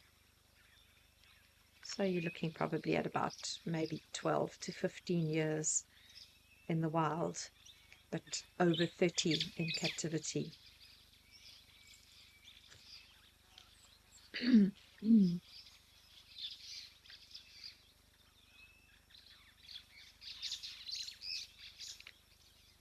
Cat fans love watching monkeys, baboons, chimps, gorillas. Yeah, it is incredibly entertaining. I also love it. We have a troop of vervet monkeys that inhabits our garden. They come through our garden twice a day, in the morning and in the evening.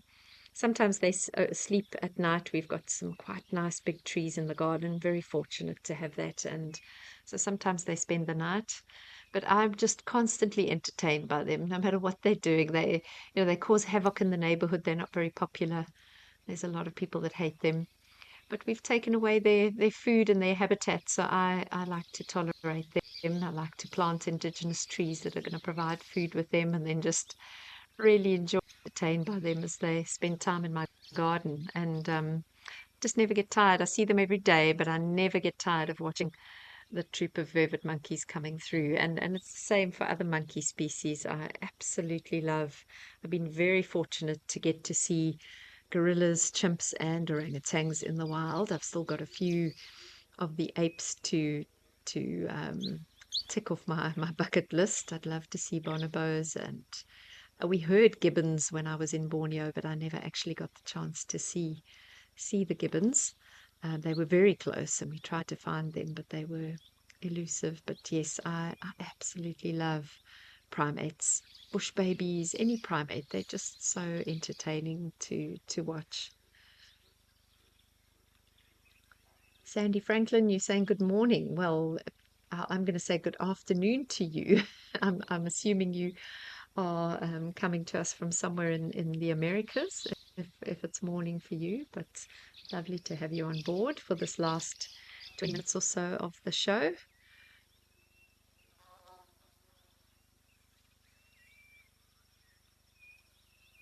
Typical baboon as well, sitting on top of a termite mound, just using that little bit of elevation to have a look around them.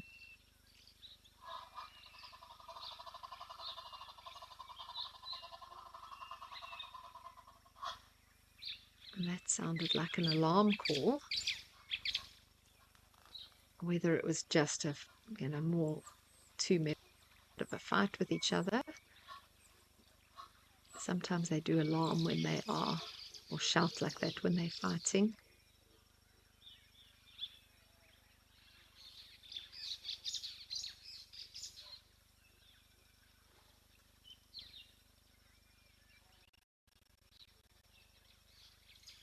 Okay, well, we're going to head back to Stony. Leave these baboons as they wander off from the waterhole. Let's go see what's going on with our penguins and dussies and other inhabitants of Betty's Bay.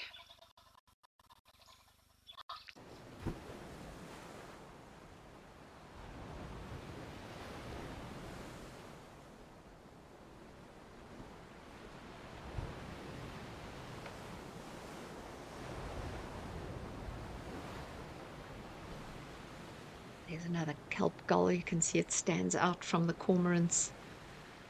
All the other birds sitting on the rocks. Lots of Cape cormorants there.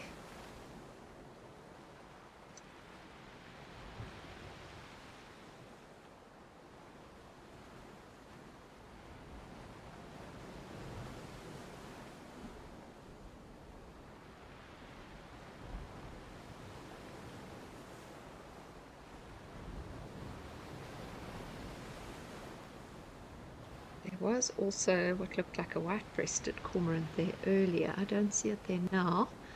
The white-breasted is quite a bit bigger than the Cape cormorants, and it has recently had a name change. These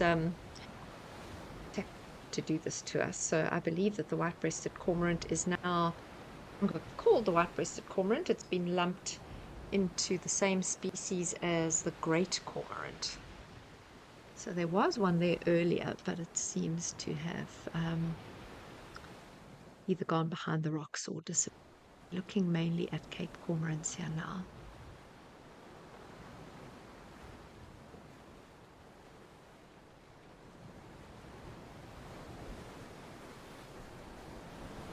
So, Bill, you say you never knew Dussies were also nicknamed rock rabbits.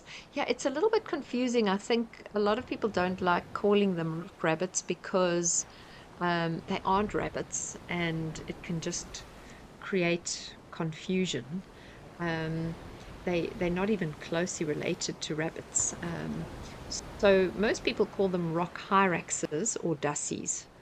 Um, there's very few people that rabbits, but I have heard them called rabbits in the past.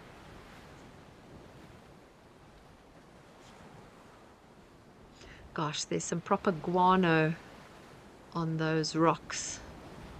Great fertilizer there if anyone wants to go and scrape it off.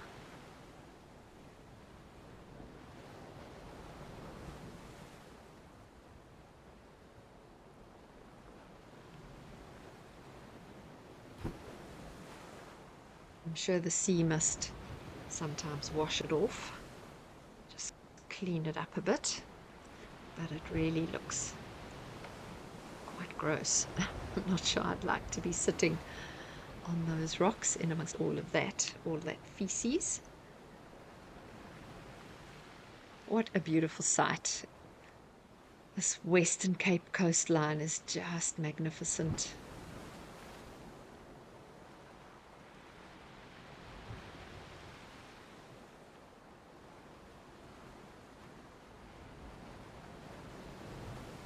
Okay, well, we're going to jump quickly to Old Donyo and see what's happening there.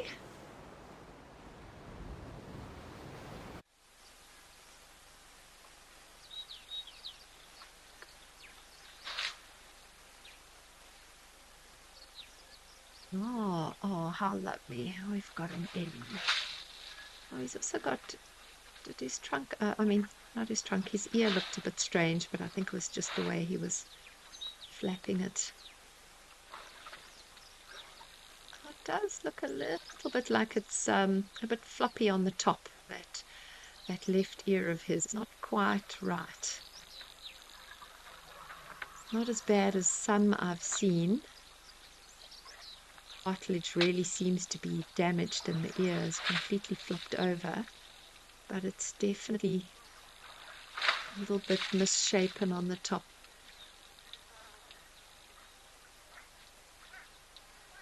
It's having a lovely bath, and the clouds seem to be building at Old Donyo.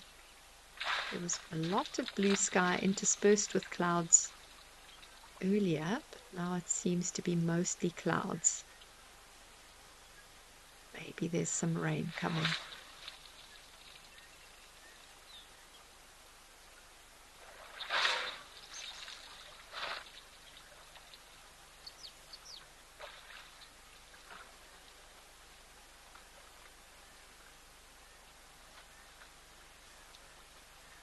The guinea fowl coming into the picture.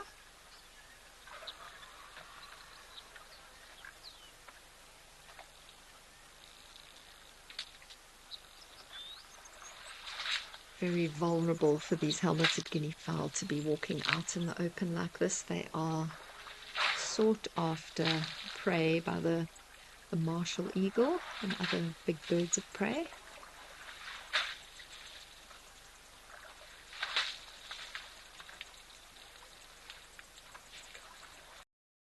Spent some time at a lodge in Zimbabwe a couple of years ago called Kavinga, where there's a waterhole in front of the lodge. It's kind of a natural spring, and it's the only water for miles during the dry season, and we happen to be there in the dry season. And these guinea fowl have to come down to the water hole every single day to drink because that's the only water available. And there are literally flocks of hundreds of guinea fowl coming down to drink in the early morning. They only do it early morning. And I just feel so sorry for them because most mornings there was a martial eagle just sitting in the tree waiting. And it's a catch-22. They have to come down and drink. They can't survive without water. And they just know that one of them is going to be breakfast for that martial eagle. So I think that's why they come down in such huge numbers. You can hear the guinea fowls now alarming in the background there.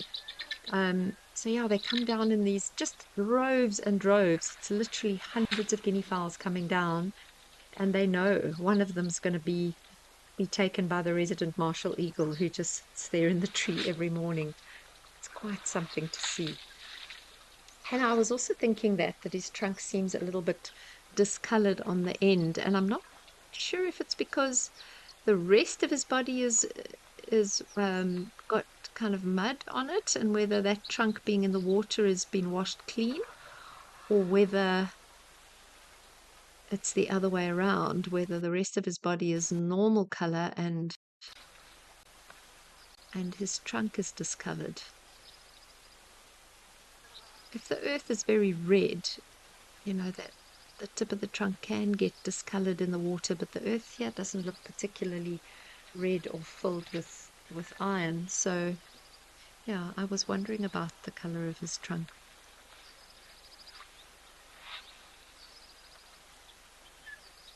He may just have, yeah, I don't know, it does look a little bit pinkish almost, like it's lacking in pigment at the tip of the trunk.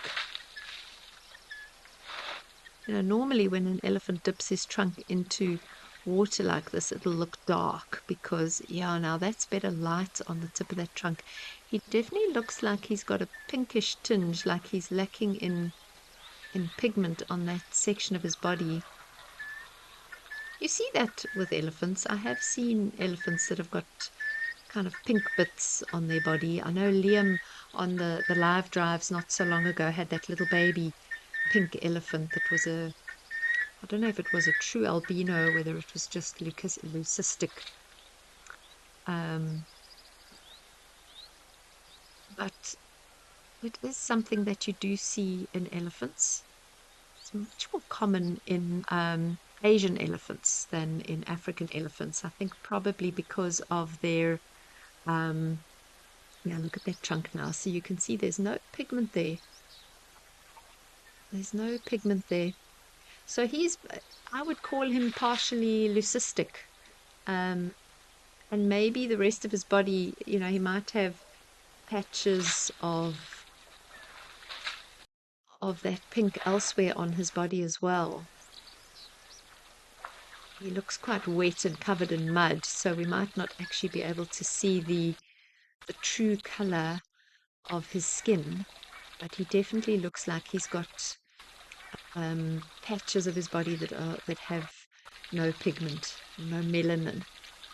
We also have the same pigment in our skin that makes us get sick.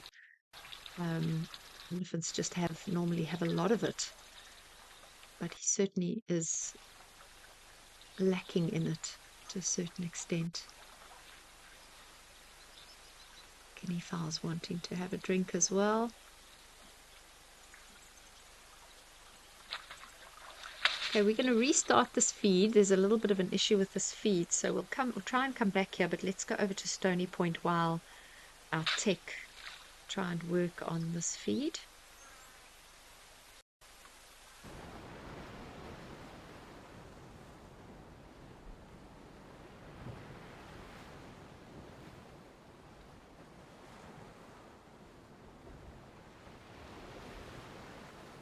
Tracy, you asked, sorry, I'm just going back to the elephant that we've just been watching. You asked what the cause of the floppy ear could be. It's normally an actual injury. I don't know that I've ever seen a young elephant born with ears like that. So I think it's often where they've been injured and the cartilage in the ear has actually been almost broken. I don't know if you would call cartilage being broken like you would with a bone, but where either the nerves or the cartilage in that ear have been damaged in some way.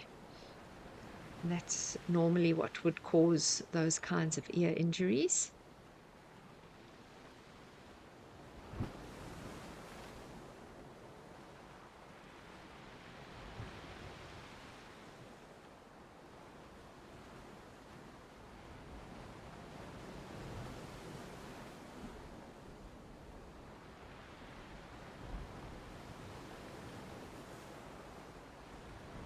You can see the barrier there keeping the tourists away from the penguins that are going into their breeding season now.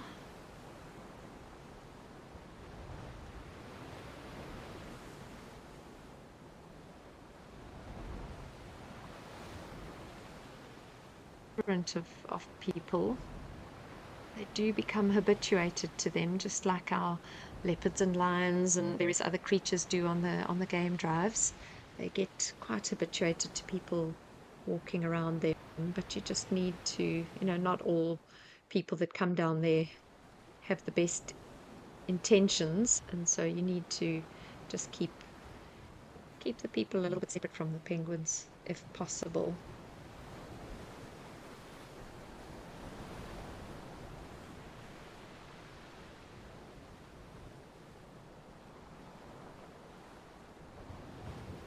Joan, you saying I'm the best.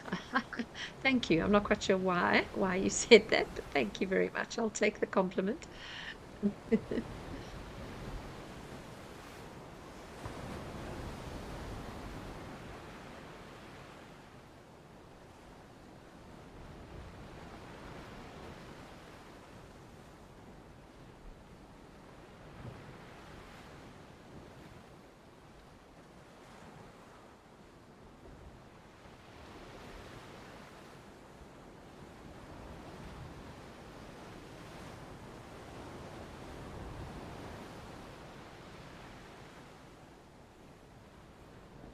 So relaxing to just listen to the sounds of the waves at the spot. It really is.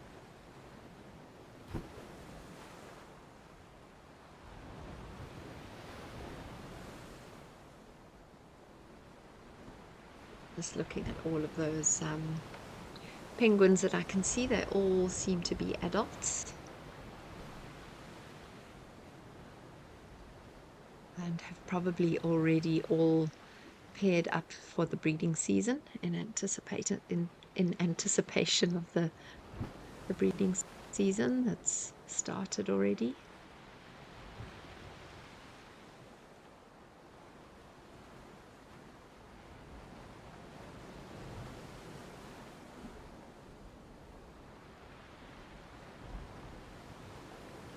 Richard, you asking for me to share my qualifications and studies.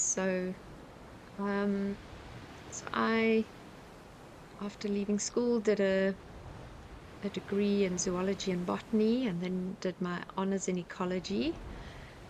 And then I guided for a long time with And Beyond at Londolozi Game Reserve when that was still part of And Beyond. That's in the Sabi Sands. I was there for 10 years. At that time, I did a lot of mentoring and training of young guides, and then went up to work in East Africa and Kenya and Tanzania for a while, um, training and guiding up there.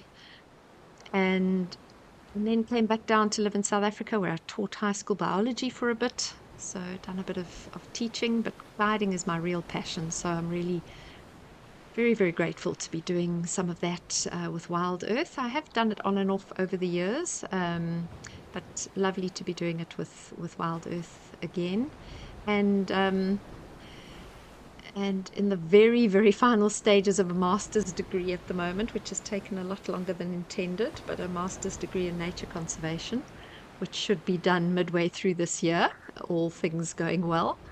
Um, yes, and then who knows what will happen from there. But yeah, my passion has always been conservation and guiding and ethical guiding. That's a thing I feel very, very passionate and strongly about, is making sure that guides do things ethically and that we as guides are a positive influence on the ecosystems we work in rather than a negative one, because guides can be very negative influences on the ecosystem when they are not ethical and sensitive to the ecosystem and the creatures that their jobs depend on. So yeah, and I'm passionate about leopards, done quite a lot, been involved with quite a lot of leopard conservation projects, been involved on and off with a cheetah rehabilitation project many years ago. So yeah, I've dabbled in quite a lot of different aspects of conservation. But yeah, those would be my main qualifications. So hopefully that answers your question.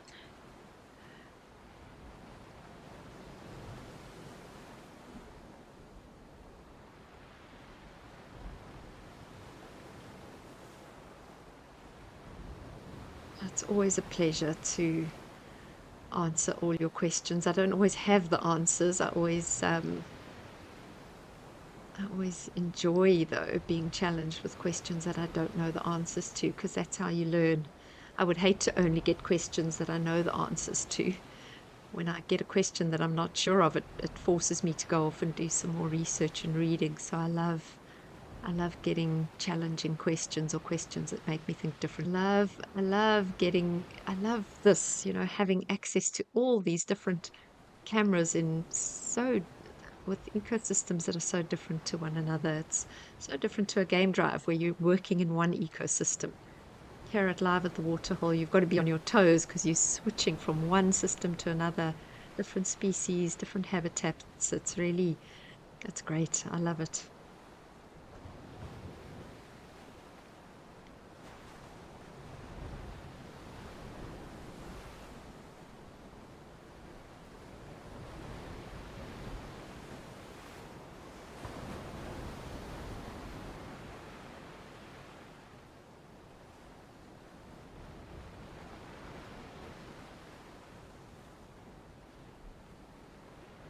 Well, we left with about a minute of Live at the Waterhole. So I think we're probably going to be ending on Stony Point. I'm not sure what happened with the feed from Kenya, but I think there were some technical difficulties there. But it's been absolutely wonderful being with you all again. I'm um, I'm going to be joining you next when I'm up in Juma. Um, and that will be from the 6th of February. So I look forward to interacting with you on game drives up at Juma. And then my next live at the Waterhole will probably be later in February. But it's been fantastic being with you all. Thank you so much for joining us this afternoon. And please take care. Have a wonderful day wherever you are in the world. Come back tomorrow for Live at the Waterhole and see you all soon. Cheers.